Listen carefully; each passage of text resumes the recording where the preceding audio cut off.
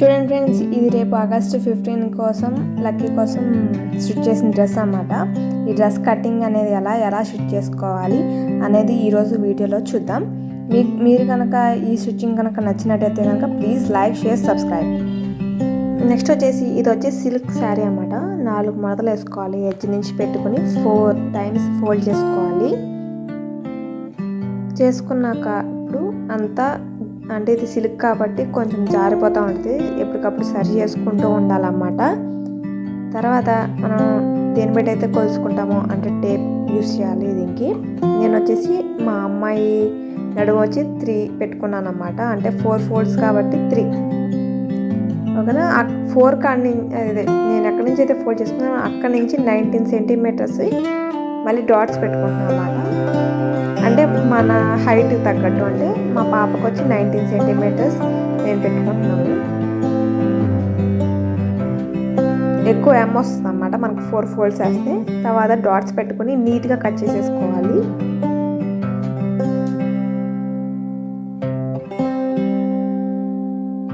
తర్వాత ఎక్కడైతే పైన డాట్స్ పెట్టుకున్నామో అది కూడా నీట్గా కట్ చేసుకోవాలన్నమాట. ఎక్కువ తక్కువ అయితే కట్ చేసుకోమాకండి.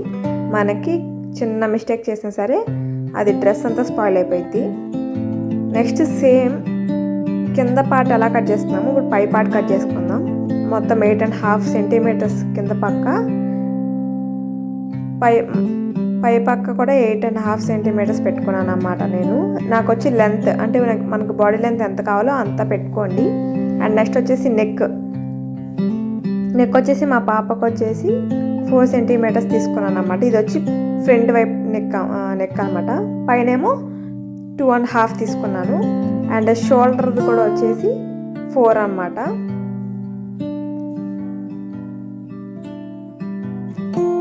ఇప్పుడు ఎలా అయితే మనం ఫ్రంట్ నెక్ కట్ చేసుకున్నామో అలాగే బ్యాక్ నెక్ కూడా కట్ చేసుకోవాలి. బ్యాక్ నెక్ ఎలా కట్ చేసుకోవాలంటే ఫ్రంట్ నెక్ కన్నా 1 ఇంచ్ పైకి పెట్టుకుంటే సరిపోతుంది అనమాట మనకి.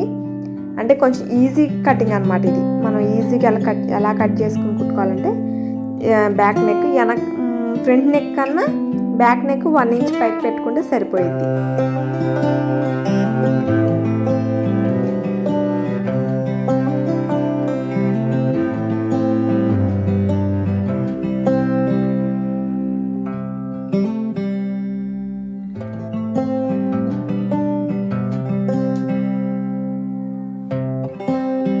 బ్యాక్ నెక్ కూడా కట్ చేసుకున్నాక ఏంటంటే మనం షోల్డర్ అంతా పెట్టుకున్నాం కదా, అదే ఆ లెంత్ అలా ఉంచేసుకుని షోల్డర్ కూడా మనకి హ్యాండ్స్ దగ్గర కట్ చేసేసుకుంటాం. అలాగే తర్వాత నెక్స్ట్ వచ్చి లైనింగ్ కటింగ్ అన్నమాట.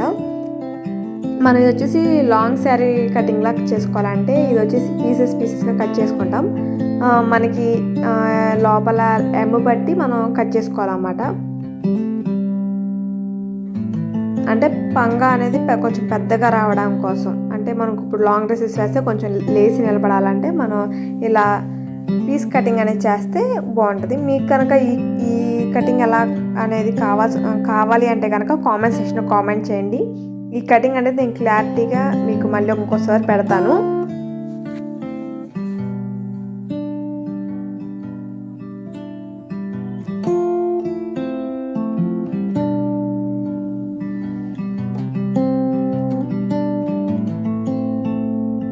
చివరికి మొత్తం అది స్టిచ్ చేసేస్తే పీసెస్ అన్నీ ఎలా ఉంటుంది. అండ్ నెక్స్ట్ ఇప్పుడు వచ్చి పై పార్ట్ లైనింగ్ కటింగ్ అన్నమాట. మీరు మాత్రం ముందే లైనింగ్ అనేది కట్ చేయొద్దు. చక్కగా మీరు ఏదైతే డ్రెస్ మెటీరియల్ తీసుకున్నారో అది పెట్టుకొని చక్కగా ఒక బాక్స్ లాగా కట్ చేసుకోండి. అంటే మీ షోల్డర్ అవన్నీ నెక్ అన్నీ ముందే కట్ చేయమాకండి. ఎందుకంటే ఇది సిల్క్ టైప్ కాబట్టి నీట్నెస్ రాదు. అదే కనుక మీరు అలా ఫస్ట్ బాక్స్ లాగా కట్ చేసుకోండి. అండ్ తర్వాత లైనింగ్ ముక్కకి మీరు ఒక నెక్కి సరిపడే అంత ఒక పీస్ తీసుకుని దాన్ని కూడా స్టిచ్ చేసుకోండి. అంటే అప్పుడు మన నెక్ అనేది చాలా నీట్గా క్లియర్గా వస్తుంది అన్నమాట. ఎలా అయితే ఫ్రంట్ నెక్కి స్టిచ్ చేస్తారో అలాగే సేమ్ బ్యాక్ నెక్ కూడా అలా ఒక పీస్ వేసి కట్ చేసి స్టిచ్ చేయండి అన్నమాట. అప్పుడు మనకి నెక్ అనేది చాలా క్లారిటీగా నీట్గా అయితే వస్తుంది. దాని తర్వాత మీరు ఏదైతే డ్రెస్ మెటీరియల్ తీసుకుంటారో పై పక్క అది వేసుకొని నీట్గా డాట్స్ పెట్టుకోండి. ఎక్కడైతే మీరు డాట్స్ పెట్టుకుంటారో ఆ డాట్స్ మీద మీరు చక్కగా నీట్గా స్టిచ్ చేసుకునేటట్టు.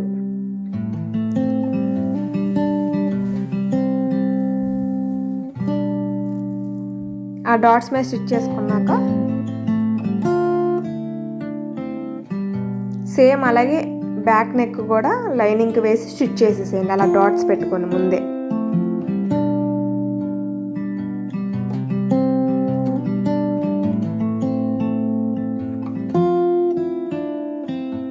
తర్వాత ఇప్పుడు మీకు ఇందాడ వేసుకున్న పీస్ అండ్ లైనింగ్ ముక్క కలిపి రెండు ఒకేసారి కట్ చేసేసేయండి. అండ్ నెక్స్ట్ దాని తర్వాత ఘాట్లు లాంటివి, అంటే మీరు తిప్పినప్పుడు ఈజీగా తిరగటం కోసం అనమాట, అలా పెట్టుకుని మీరు ఏదైతే లైనింగ్ ముక్క తీసుకున్నారో దాన్ని ఫ్రంట్ వైపు తిప్పేసుకుంటే ఇప్పుడు చూడటానికి నీట్గాను క్లియారిటీగా ఉంటుందన్నమాట. తర్వాత నీట్గా ఫోల్డ్ చేసుకుని కొంచెం ఏదైనా సరే రఫ్గా అవ్వకుండా నీట్గా అలా ఫోల్డ్ చేసేసుకుని మళ్ళీ దాని పక్కనే స్టిచ్ చేసేసేయండి.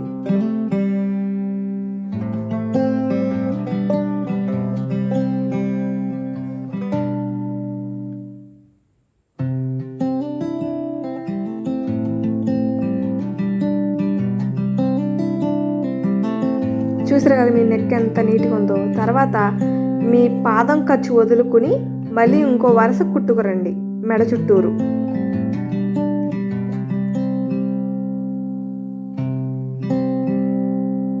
ఎప్పటికప్పుడు సరి చేసుకుంటూ ఉండండి, ఎందుకంటే సిల్క్ క్లాత్స్ ఏంటంటే మనకి కొంచెం అటు ఇటు జారిపోతున్నట్టు అనిపిస్తుంది అన్నమాట. మీరు కుట్టేప్పుడు చాలా జాగ్రత్తగా కుట్టాలి. చూసారు కదా ఫ్రెండ్స్. దాని తర్వాత మీ లైనింగ్కి మీరు తీసుకున్న పై క్లాత్కి మొత్తం అన్ని సైడ్స్ ఎడ్జెస్ అనేది స్టిచ్ చేసేయండి. సేమ్ అలాగే బ్యాక్ సైడ్ కూడా మీరు స్టిచ్ చేసేయాలి.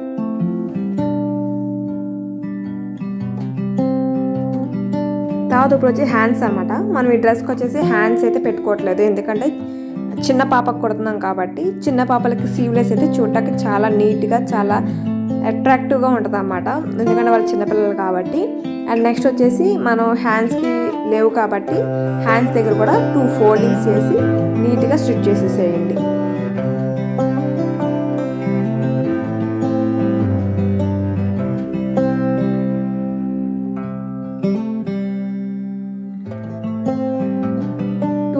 కూడా నీట్గా అలా ఫోల్డ్ చేసి స్టిచ్చింగ్ అయితే చేసేసేయండి.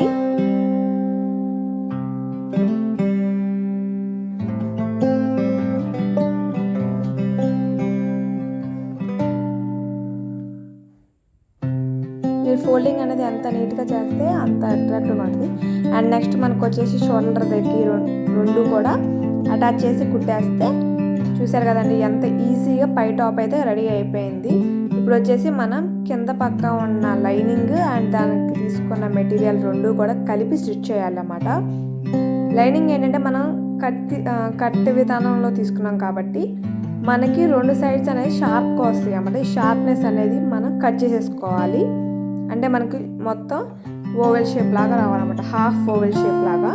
అందుకని మీరు ఎక్కడైతే ఇలా షార్ప్గా ఉందో అక్కడ కొంచెం డాట్స్ పెట్టుకుని నీట్గా క్లారిటీగా కట్ చేయండి. ఎందుకంటే మీరు కొంచెం మిస్టేక్ చేసినా డ్రెస్ అనేది నీట్నెస్ అనేది రాదు. ఇది ఓన్లీ కేవలం లైనింగ్ ఒక్కదానికి చేస్తే సరిపోయింది అనమాట.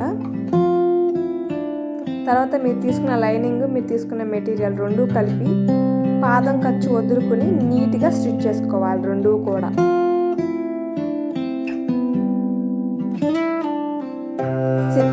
గుర్తుంచుకోండి ఫ్రెండ్స్, అది సిల్క్ మెటీరియల్ కాబట్టి జాగ్రత్తగా పాదం ఖర్చు మాత్రమే వదులుకుని స్టిచ్ చేయండి.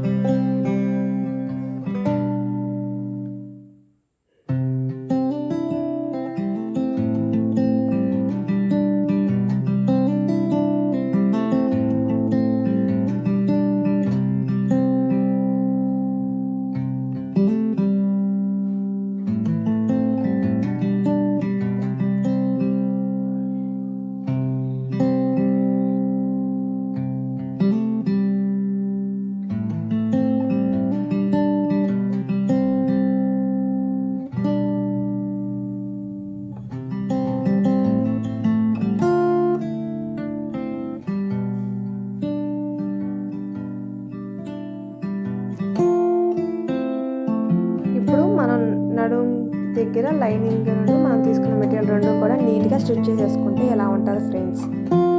దీని తర్వాత మనం పైన తయారు చేసుకున్న టాప్ను కింద ఉన్న లంగా రెండింటిని మిక్స్ చేసి కుట్టేస్తే మనకి లాంగ్ ఫ్రాక్ అనేది సెట్ అయిపోయింది. కానీ ఇక్కడ మీకు నడుము ఎంతవరకు కావాలి అనేది ఖర్చు అయితే పెట్టుకోండి, ఎందుకంటే సైజు బట్టి చిన్నపిల్ల కాబట్టి ఖర్చు కూడా వదులుకుని ఎంత సైజ్ అయితే సరిపోయిందో అంత అయితే క్లారిటీగా స్టిచ్ చేశాను. తర్వాత అలాగే చెస్ట్ సైజ్ కూడా చూసుకోండి, ఖర్చు అయితే ఎక్కువ వదులుకోండి, ఎందుకంటే పెరిగే పిల్లలు కాబట్టి నేను 2 సెంటీమీటర్స్ వదులుకున్నాను. 2 సెంటీమీటర్స్ అయితే నేను వదులుకొని ఖర్చుకి స్టిచ్ చేసేసేయండి. అండ్ నెక్స్ట్ సేమ్ అలాగే డాట్స్ అయితే పెట్టుకోండి, ఎందుకంటే అప్పుడు మనకు నీట్గా స్టిచ్ చేయడానికి వస్తుందన్నమాట. 2 సైడ్స్ డాట్స్ పెట్టుకోండి, డాట్స్ మీద నీట్గా స్టిచ్ చేసేసేయండి.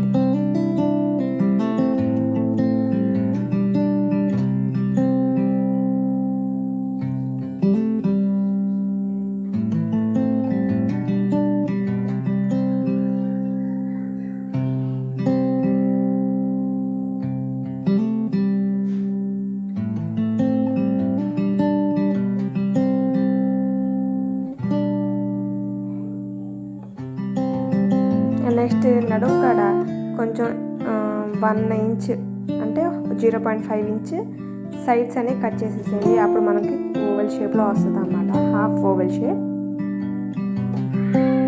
చూసారు కదా ఇప్పుడు నీట్గా ఎలా ఉందో.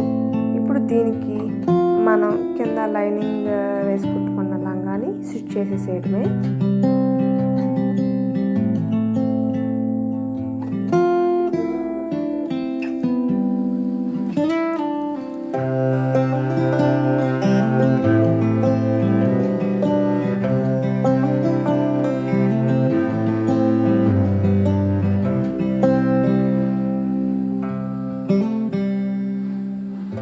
నీట్గా రెండు కలిపి కుట్టేయడమే అన్నమాట, రెండు జాయింట్ చేసేసాయి. దీనికి కూడా అంతే, పాదం ఖర్చు వదులుకొని నీట్గా స్టిచ్ చేస్తే చూడటానికి చాలా బాగుంటుంది అన్నమాట. కొంచెం పైకి కిందకి కాకుండా సమానంగా పెట్టుకొని పాదం ఖర్చు వదులుకొని నీట్గా స్టిచ్ చేయండి.